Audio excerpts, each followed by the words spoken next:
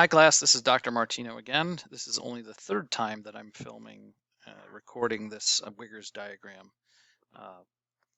video. So this particular video does follow the 6 short videos for PV loop, the other videos that I will have up, which will include electrical conduction system of the heart, SA and AV node action potentials, atrial versus ventricular action potentials, actually come before this, but that's not neither here nor there. So you should watch PV loops first and then this. This is what's called the Wigger's diagram. The Wigger's diagram was named after a famous cardiologist, a famous physiologist from the last century, the 20th century, who figured out that he could superimpose many of the changes that happen in one heart cycle. Heart cycle lub-dub starts here and ends here. This is roughly 800 milliseconds, give or take. At least that's what we're using. And he could track the multiple changes that were occurring using this diagram. I like to use this diagram along with the PV loop.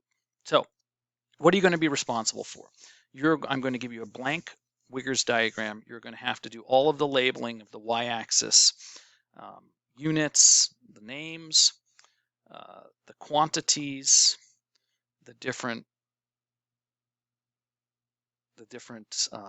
time points here, stages, and label each one of these curves.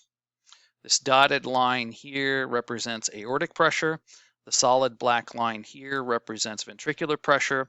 The dotted line here represents atrial pressure. In this case, it's left atrial pressure. This is left ventricular pressure. And you know this because this is aortic valves. If this was pulmonary valve, then this must be a right ventricular Wigger's diagram. This line represents aortic blood flow. This line represents ventricular volume. You're going to have to label these other three: heart sounds, venous pulse, and electrocardiogram, but I'm not going to hold you accountable for making changes here because this gets really, really tricky. So you're only going to have to label all of this, all of these, and then you're going to have to be able to make changes with the first 1, 2, 3, 4, 5 curves. Okay, so what would you do? This is where being able to draw a quick down and dirty PV loop helps tremendously. So you draw one of these, label it basics, right? Some units, and then it can help you. So this will help you with this. Now, the PV loop has pressure and volume, but it is understood that this loop occurs during this entire cycle. So this is left ventricular Wigger's at 800 milliseconds, and this must be a left ventricular PV loop at 800 milliseconds. Okay, so what are the things you're going to start to notice in using these? Okay, so let's propose a simple scenario. We're going to have a decrease in venous return. What does that mean? You're going to start here, and I'm not going to go through all of the questions. You need to ask yourself. You should know how to do that by now. We've seen lots and lots of videos on this. Okay, venous return decreases. That means preload decreases. So you're going to ride up the curve from here to here, and that represents a decreased preload. You ask yourself, what happens to isovolumic contraction? You get to where the aortic valve opens. Okay, there's no change there. You're going to get a slight decrease in pressure. And then you're going to get the aortic valve closing. And now you have a new curve. So this is the curve for the left ventricular PV loop with a decreased preload. Okay, let's assume a few things. We're going to assume that this takes less time. That's the assumption we're going with. That this entire process, because there's less blood coming in, there's less pressure being generated, that this takes less time. Okay, so now we're going to take all of the information we learned from the PV loop and we're going to go over to here. Now, a couple of things. This is where the mitral valve closes. right? This is end diastolic volume. This is where the mitral valve closes. So you're actually starting Wiggers from this point in the PV loop, which is actually different than what I told you when we're learning about PV loops. But at this point, shouldn't be that confusing. Okay, so the first question you're going to have to ask yourself in a Wiggers diagram is, does anything move these curves to the left or to the right? Anything that moves the curves, all of the curves to the left, insinuates that the process is happening more quickly. Okay, it takes less time, so you start the process earlier. Anything that moves it to the right slows the process down, and therefore it took longer. So in this case, we're going to assume that this process took less time, less pressure. So you're going to ride the first two curves here. The dotted line represents the atria, left atrium, and the solid line underneath it represents the left ventricle. So you're going to ride the curve, and it's going to stop here. Now, the mitral valve is going to close earlier. Okay, so then you ask yourself, well, what happens?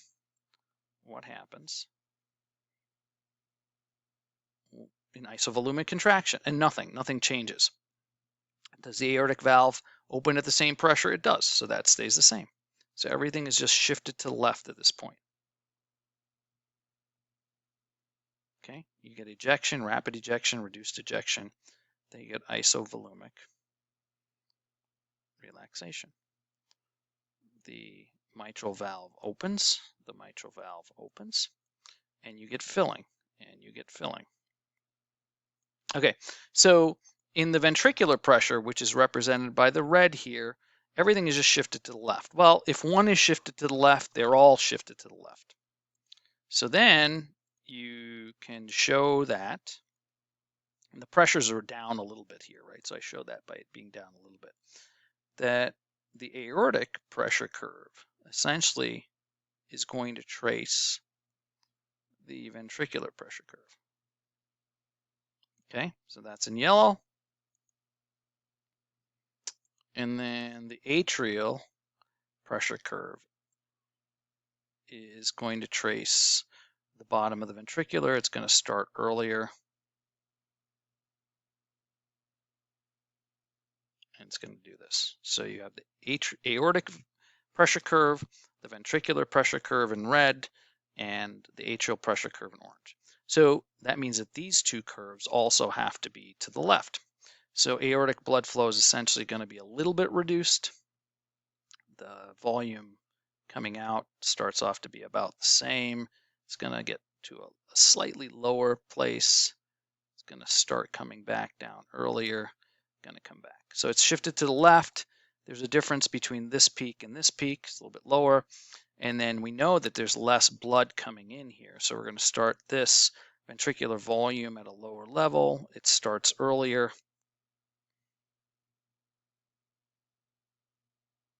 And you get that. So there you go. That's how you've answered the question. Basically what this did is it shifted all of these curves to the left. There was a decreased pressure here, decreased flood flow here, and a decreased volume, which is all shown by this PV loop and has been translated into Wigger's diagram. That's essentially it. You could now use the two of these diagrams, the PV loop and Wigger's diagram, to answer a question that say, well, what would happen if you had an increased preload? What would happen if you had a decreased afterload? What would happen if you had an increased afterload? What would happen to positive ionotrope? What would happen if there's a negative ionotrope?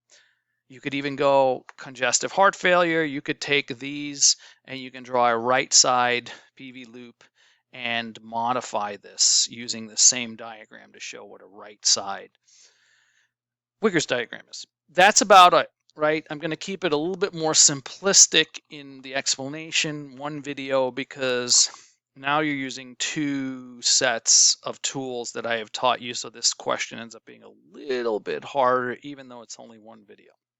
I hope that helps. Again, this should be watched after you've watched the short series of 6 PV loop videos, and then this will follow. Some of the other ones that will follow, as mentioned earlier, electrical conduction, SA and AV, atrial and ventricular action potentials will come before, and then we'll have 2 more short videos that come after this. One is the dynamic adjustment of blood distribution, and then baroreceptors. And that will be it for short videos for the cardiovascular section. Hope things are going well, and have a good evening. Take care.